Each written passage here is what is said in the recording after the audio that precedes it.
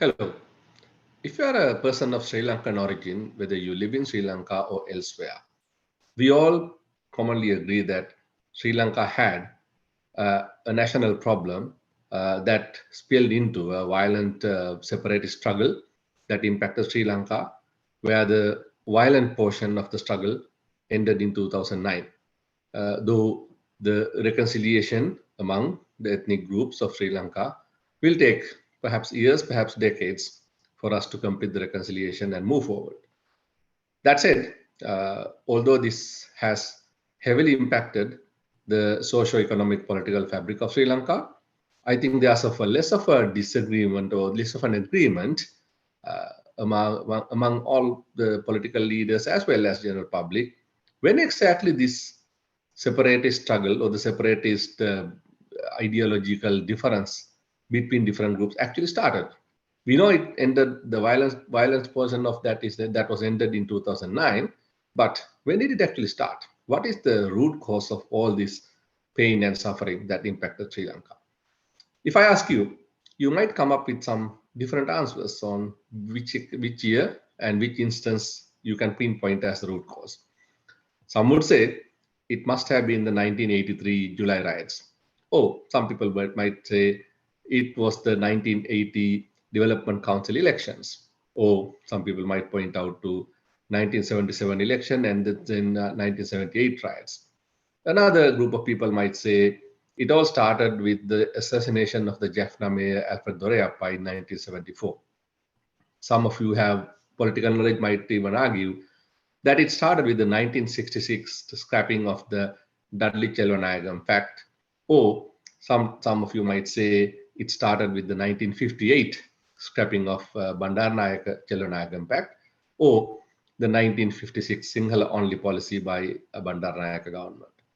Some of you might even go back further and point out to 1949, where Sri Lanka adopted the Citizenship Act, disenfranchising the state Tamil population of Sri Lanka.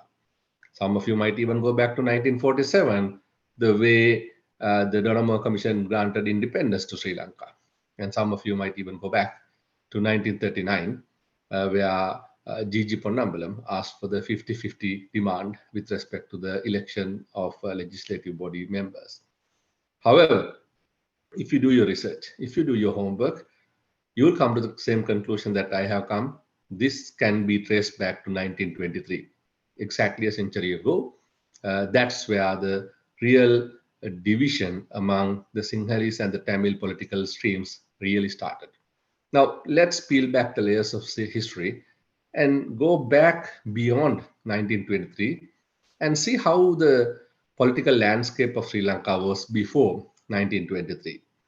I'll start with 1911, where the McCallum Commission reforms granted for the first time the opportunity for a group of Sri Lankans, not the general public, but the group they call the educated Sri Lankans, to elect their own representative. That's the first time under the British government, British rule, the British Empire rule, that the Sri Lankan had any kind of an opportunity to elect an elected member to the Legislative Council.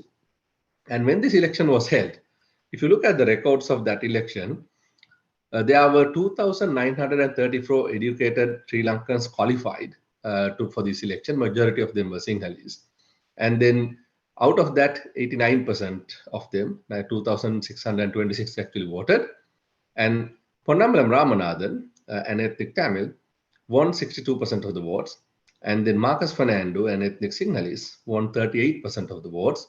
So Ponnambalam Ramanathan handedly defeated a Sinhalese candidate, although the majority of the voters were Sinhalese in this group. Then, 8 years later, in 1999, the group of freedom fighters in the legislative body and outside established what was called the Ceylon National Congress at that time, which was the apex body of the freedom struggle of Sri Lanka. When this body, which encompassed people from all walks of life, all ethnic groups, all professional groups, etc., they elected Ponnambalam Arunachalam as their leader. So the first founder president of the Ceylon National Congress was Ponnambalam Arunachalam, again an ethnic Tamil. Now, if you look at these two particular positions, Those are very powerful positions at that time, probably equivalent to the executive presidency of Sri Lanka today. Now, both were bestowed and entrusted on ethnic Tamils, although the majority of the people who actually elected those two people were Sinhalese. So you can see that there was a harmony and sense of unity among all Sri Lankans, transcending the ethnic barriers those days that we sadly do not see in Sri Lanka today. So what happened after that? Unfortunately, this harmony did not last long. In 1921, the Manning reforms, the first Manning reforms, provided more opportunities to elect regional representatives for the Legislative Council. So they provided three members for the Western Province and one each for the other provinces. So altogether 11, and then there were 8 other members elected from various bodies and minority ethnic groups. In 1923, Manning reform second version, or the second stage of Manning reforms, increased the representatives that are eligible to be elected to be 29, 6 of them from minority groups and 23 regional representations, and giving 5 seats to the Western Province, 5 members to the Western Province. When this reform was tabled, uh, out of the 6 members proposed from the minority groups were actually dedicated to the Tamil population in the Western Province of Sri Lanka, just to acknowledge the fact. However, when Manning Commission published these reforms, Ponnambalam Arunachalam, who used to be the president of the Ceylon National Congress, and a group of other Tamil intellectuals had a demand saying that they need to dedicate one of the 5 members that is to be selected, that is to be elected from the regional representation from the Western Province, to be also granted for the Tamil population only.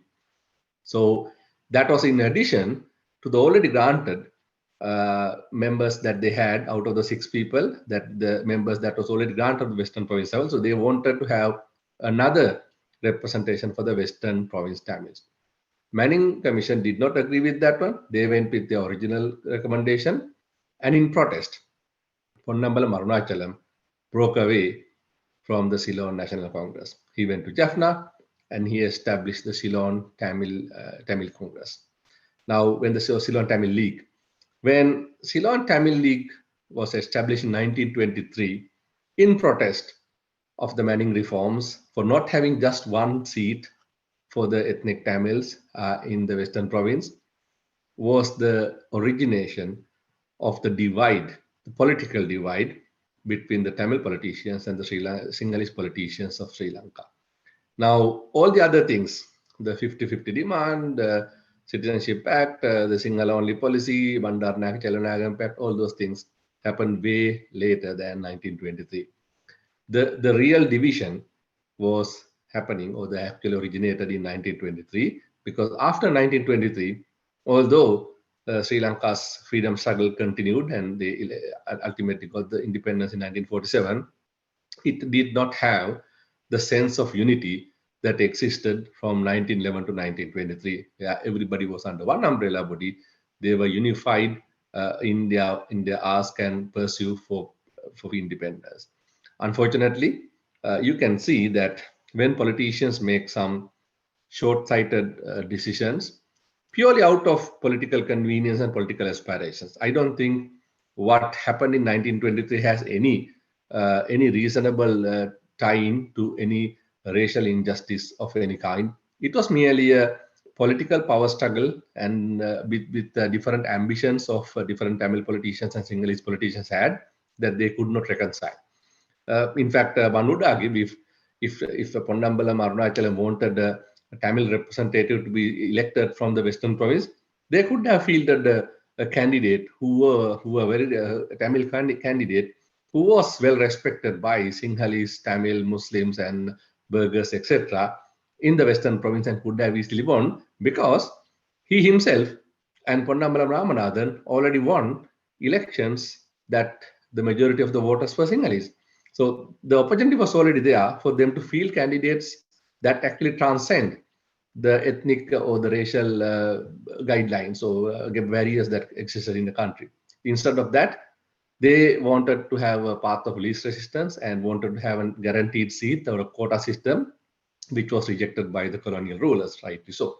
So, unfortunately, this actually gave rise to a very different movements that we saw in subsequent decades, dragged Sri Lanka into an internal civil war, costing us billions of dollars of damage plus loss of life and the economic growth for the country as well. So when politicians make certain decisions, it can have far-reaching consequences beyond their lifetime that can be quite adverse to a nation. So I think this is a learning for us. And if you look at the facts, these are not something that I casually make as this a comment. If you go to the state archives and find the proper documentation, you can see what happened in those elections in 1911, 1921, 23, and who won and what the percentages, etc. So you can see this has credence, that it's based on facts.